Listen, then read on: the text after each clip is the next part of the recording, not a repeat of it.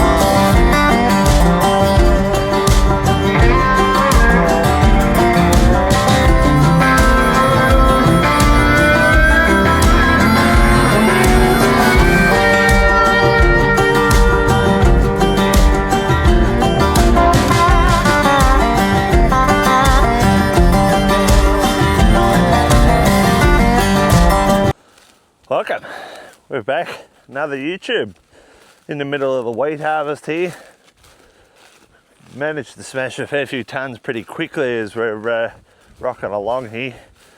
We're almost through all our irrigated wheat, only one block to go here I think, and yeah, we're sorting across it really quickly. A couple of our earlier dryland blocks we were doing anywhere up to about 25 to 30 hectares per hour, so we were really getting across it. Had a few breakdowns and whatnot, but we're out here. We're going to move down into our Burmese block, which is the one that we sowed. It was real late, like end of July, and we're going to go see what it's got. It's had 3 waterings I think, so we'll go and see what it's got on, but I'm here early. We've got a bit of an abundance of staff at the moment, so I actually headed home early last night, and I'm just going to get these headers ready one by one and get them rocking. But everything's full by the looks of it. The headers are full, the bins are full. I'm sure the trucks are up at the sheds there. They must be full too. So bit going on. We've got the old roof hopper going here too. Anyway, let's get them ready. I don't know who cleaned these windows, but that's horrid. That's terrible. Why would they do it like that? I know one thing's for sure, it's blooming cold out there, holy but dearly. We had a bit of a cold change come through yesterday, Arvo, and it is freezing out there. Anyway, that won't do us any harm. It's nice being cool in the middle of summer. It's a bit easier on the truck drivers than that when they're unloading at the silos, and a bit easier on the machines too. But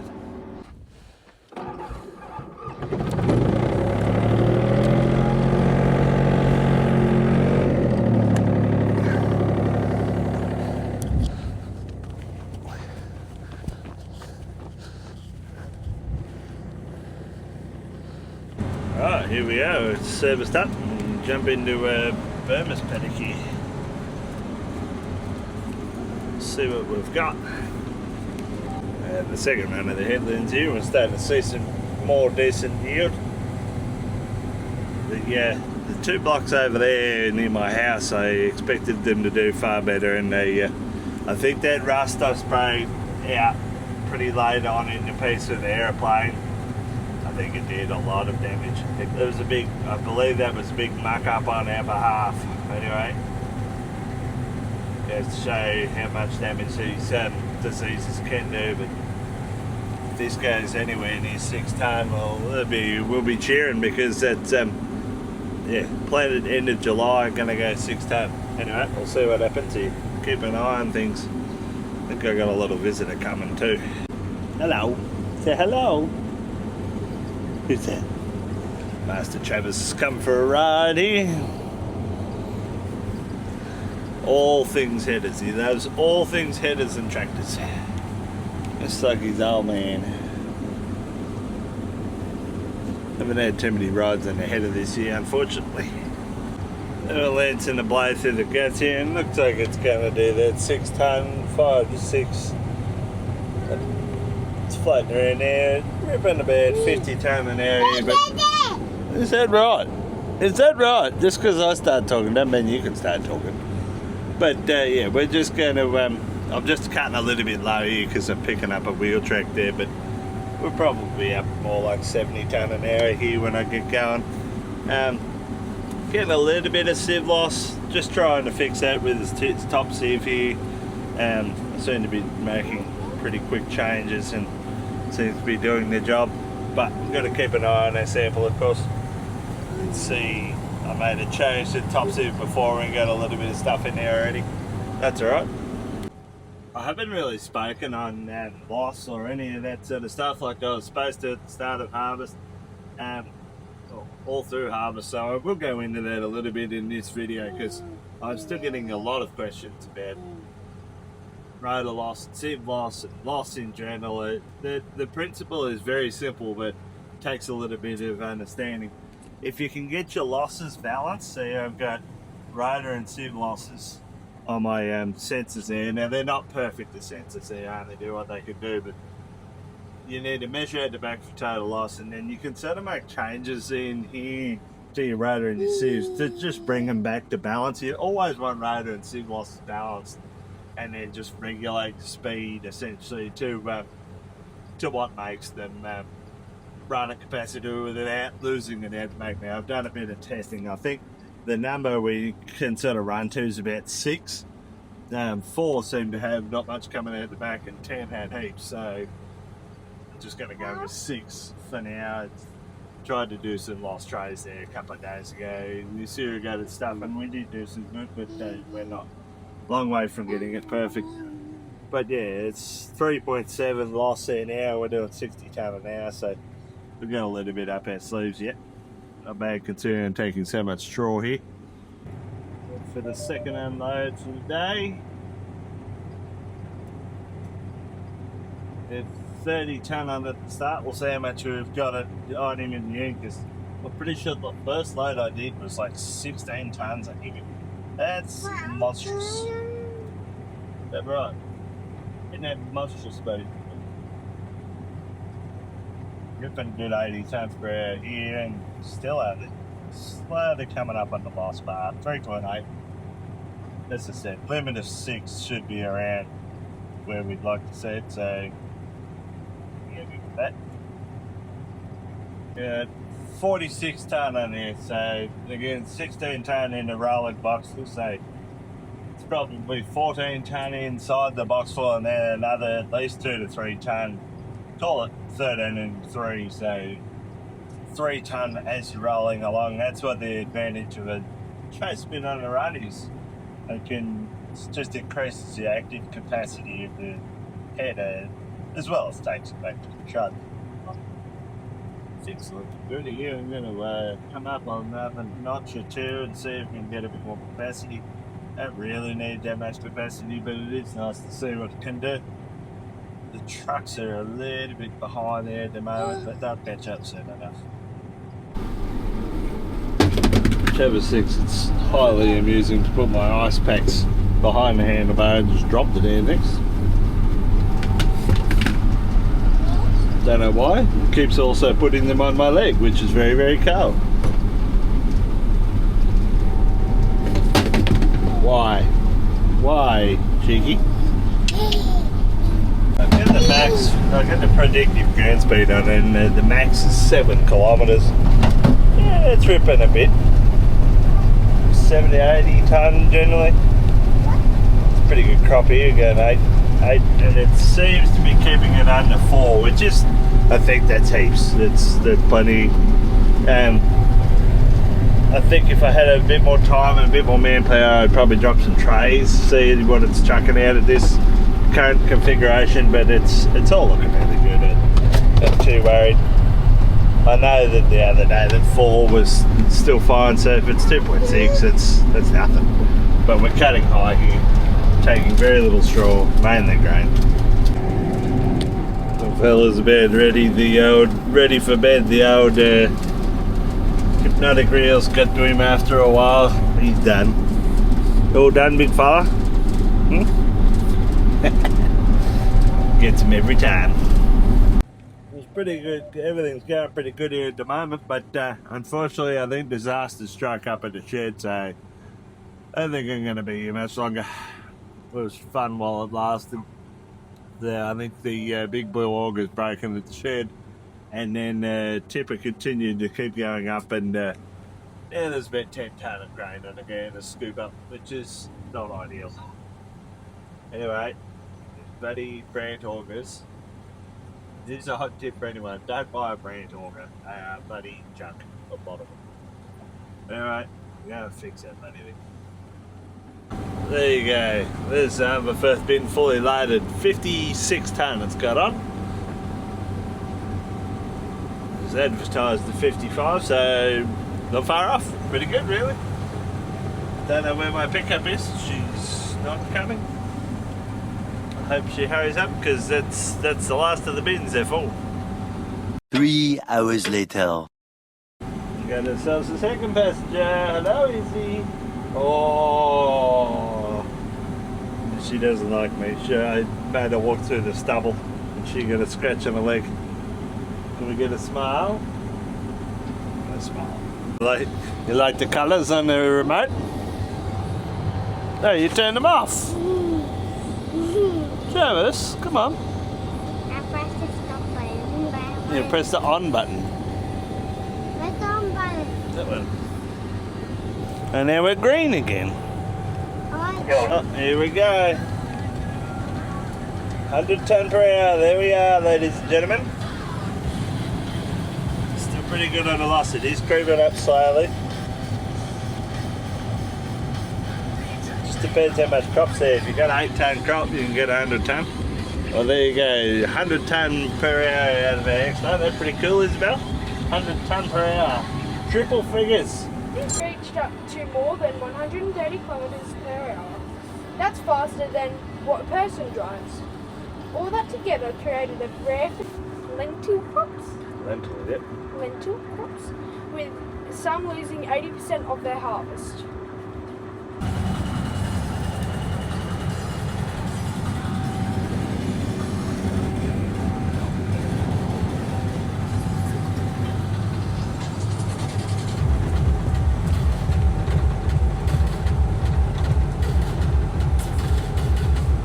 But that's the end of that for now. We're going to unhook this and go do the Anaperna that we planted earlier on. Aye. So we found the last one. Marcus is here to help us shift to the Anaperna. We've had every single child in here today, which is good because we're getting to the end of harvest now. Marcus, how was your day at school? Good. One of the best days I've ever had. No suspensions today? That was low-hanging fruit. Oh, poor Marky. He's a star student, but he has been suspended. Once. Well, you've been suspended 4 times, so... Yeah, I kind of did. Yeah, look at me. I got myself an X9. Nice. Is it true that you fell off the header? Yes. Yes, I did. Naughty, naughty. I hurt myself today. Based on a true story, actually. Anyway, Anaperna's still coming here. It's not breaking any records on the irrigation just yet, but to be fair, I'm in the first run. Once I get into it a little bit, maybe the Anaperna won't be such a... There we go, somewhere. Getting up to 7s. It's a good start. No, it's not. What you know? More than you. Please. Well, we're into the guts of the Anaperna now. It's still not really staggering me. There's just patches that are 4 and 5 tonne. I'm wondering whether there's something not quite right with it. Not sure what that would be, but it just doesn't seem to be yielding as much as it should be. Marcus, you got any thoughts and feelings? No. Sad about that I won't yield properly. Me too, buddy. Me too. Well, the question is now, do you keep it for seed or do you just ditch it?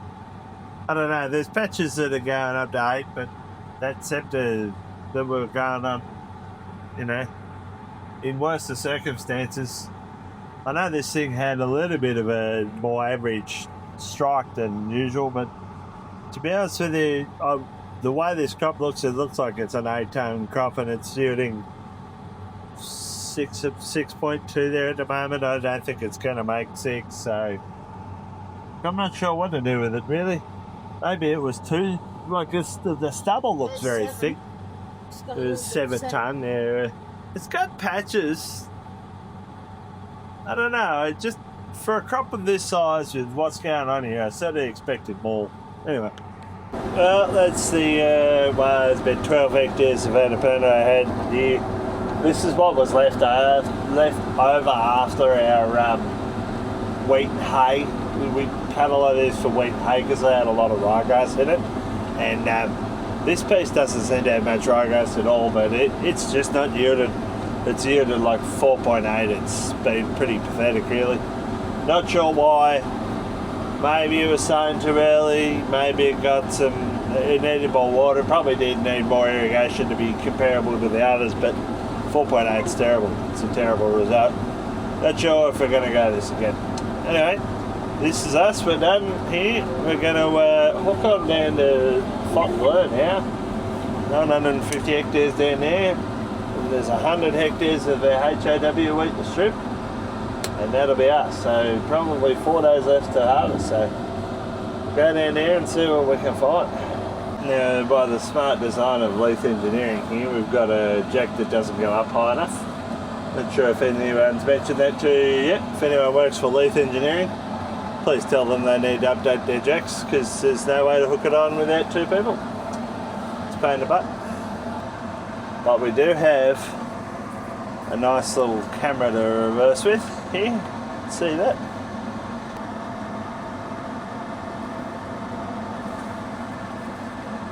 And there we go. We got him. Oh, no, let's get strap on. There she is, the big horse, ready to go. We'll whip her down to Fontaine and see what's happening there. Welcome to Fontainebleau. All wheat. This paddock here we're rolling into is 850 hectares. I think that's right. Yeah, 850 hectares it is. Goes from one end to the other, 4 kilometres long. Very good planting, very good spraying, but not overly great for harvest because it means that it basically means that we have to split it up about 4 times, cut it in half about 4 times. We're going to start on this side and work down to the east. We're working along here anyway. We got back out on the straight. Still didn't look good on the yield or the tonnes per hour, but we are going at 16.6 hectares per hour, so something good there. Joe's header looks to have a bit higher, what do you call it, a bit higher calibration factor than mine, so he's doing about 4 tonne average. I'm doing about, I think it was 2.7 tonne average, so just wondering whether my calibration's not quite right. Hopefully that'll fix this up. I'm getting enough boxfuls, but it's still thin, like still doing a good kilometre worth of running and barely getting a box full, so yeah, it's not great again. No other one of these paddocks that looks like it should have gone 5, it's going about 3, so anyway, we'll see what happens.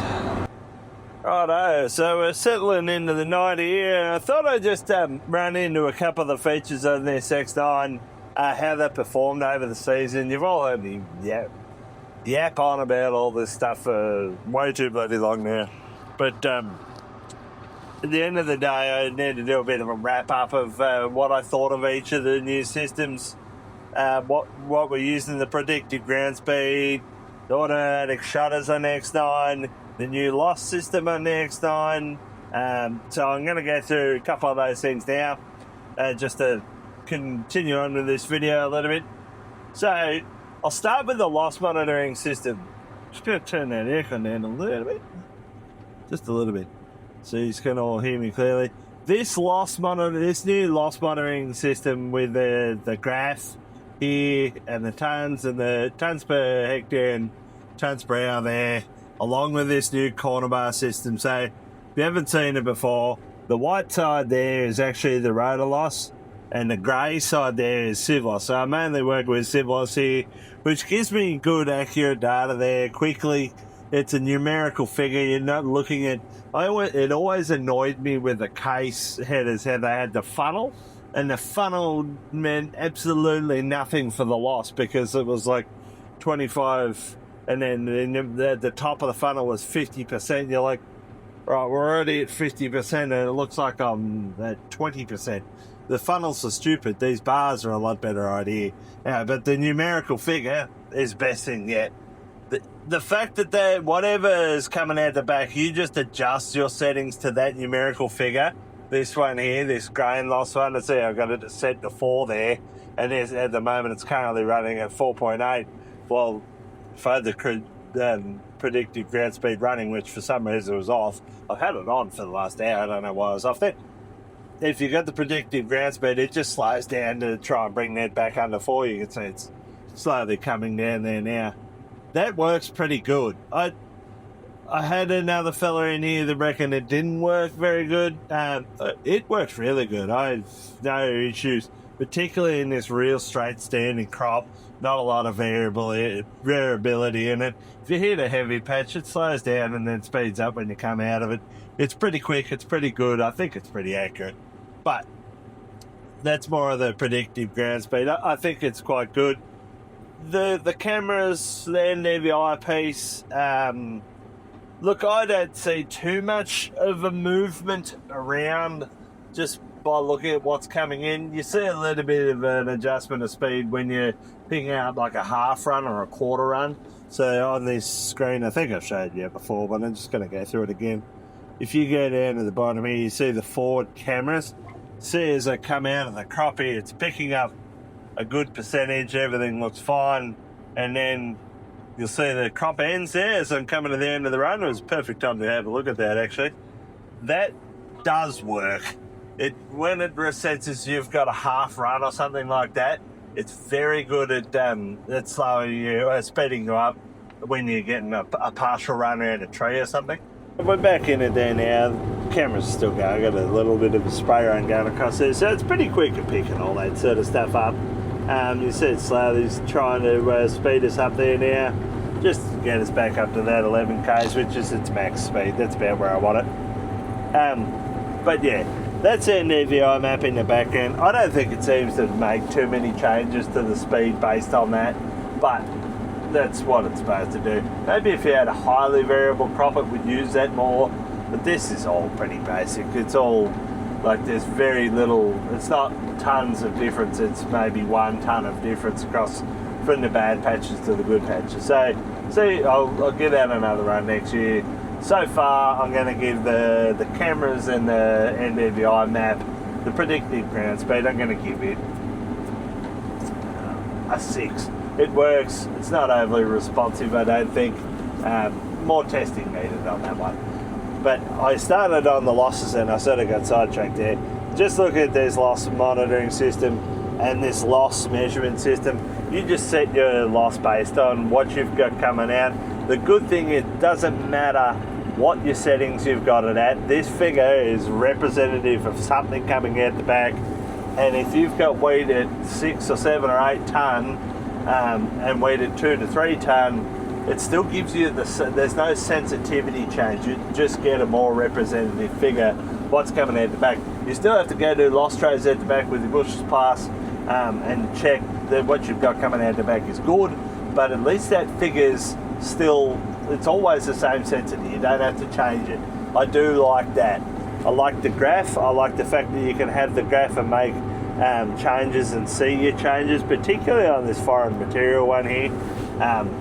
I do really like that. Broken grain, not such an issue for me. You can see the 2 parameters I've got there for the ground speed automation.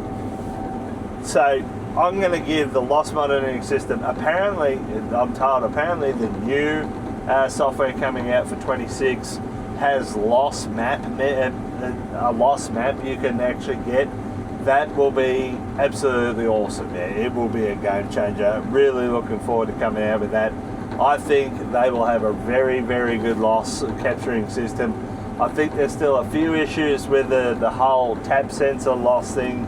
If they could revolutionise that a little bit more, maybe come up with something that's just a little bit more accurate there, I think they'd have a really, really good loss measuring system, which is what we need as operators. That's number one thing for me.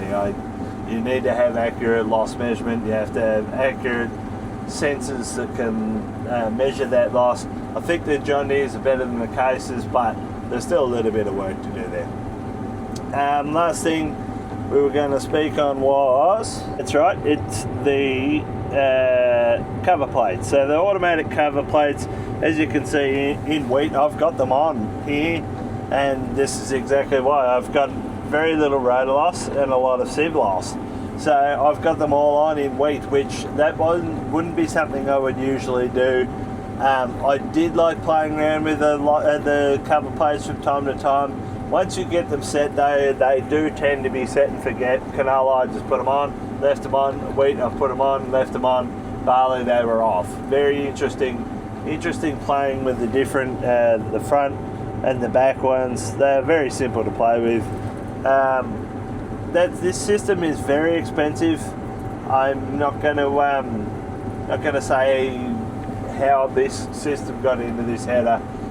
There was a bit of a deal done there, but if I'm going to say, if I was to look at it very critically at the money and go, hey, is this worth this or not? I think that should be included with the header. If you're going to bring in these systems, put the bloody things on the header. Same with the harvest land. Like, I'd rather go, look, it's built into the price. You don't actually see the price of what it is. It's built into the header, and it's just tacked on to the end price. That's a better way to do it. I don't know, they've got these sort of options that come out a little bit before everything else, and then they sort of include them on everything. I just don't get that with John Deere. It's a very expensive system for those who are looking at it. You can put a lot of cover plates in and out, but I will say it is very handy when you've got it. If you have one header that's got it and a bunch of headers that don't have it, that's a good option. It was good to play with, worked perfectly, didn't give me any troubles. I've checked them a couple of times, there's nothing to see in there. They're either open, closed or halfway. Yeah, very good system, the CoverControl. So yeah, that's CoverControl covered. That's loss monitoring, and that's the predicted ground speed. They're the three major changes that they've had from this X9 from the old one, and I have to say all of them are pretty good so far. We're moving in the right direction. Few more things I think John Deere could work on, particularly with the loss sensors themselves. But again, I still think they are better than the Case loss sensors, particularly on the sieves because they're covered up. I think that's a better way to do it. The loss sensors on the back of the 8250, the 50 series Cases we had, well, just open and exposed, and they tend to give false readings or off readings there, which I've spoken about in previous videos regarding rotor loss actually hitting the back wall and tapping the sieve loss. You look like you got sieve loss, you haven't, you got rotor loss. Yeah, so that's basically what I've got for the new X9. I'm really liking this thing. We've had very few issues with this header. I've been having a fair few issues with the other one. It's the third season for it, so I'm expecting to see a few things now. A few belts letting go on that, so, you know, as to be expected. Belts have a life, just like chains do, and just like, well, everything does.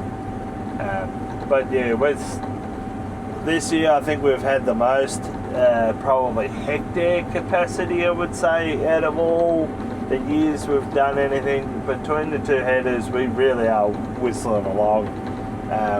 We've got them dialed in right. The chaser bins are keeping up. These things make a big difference to us. It was what I was trying to achieve. I think we're probably dragged out a little bit long with harvest than I would have liked. We probably should have got a bit harder earlier, but we're still going to be done before Christmas, and that's all I need. Well, I hope to be done by Christmas anyway. Still catching a bit in under the first bin here. It's all going well. I think I'm going to have a drive of it tomorrow, I think, but Anyway guys, that's enough waffling on from me. I will see you in the next video. Thanks for stopping by. Send us a like, comment, subscribe if you haven't already. It would be much appreciated. If you'd like the harvest series, hit us up and send us some high points or something. I don't know. Just if you can help us out anyway, that'd be good. This harvest series has been very good for me. I will be very happy to go back to do 2 videos a week though, I know that. We'll see what happens leading into Christmas and through Christmas. I'm going to continue making some videos, probably 2 a week. And then I think midway through January I'm going on a holiday, so you might not see me for a couple of weeks there, but we'll see what happens then. I got a little bit more planning to do yet. Alright guys, catch you later, have a great one, and yeah, we'll see you next time.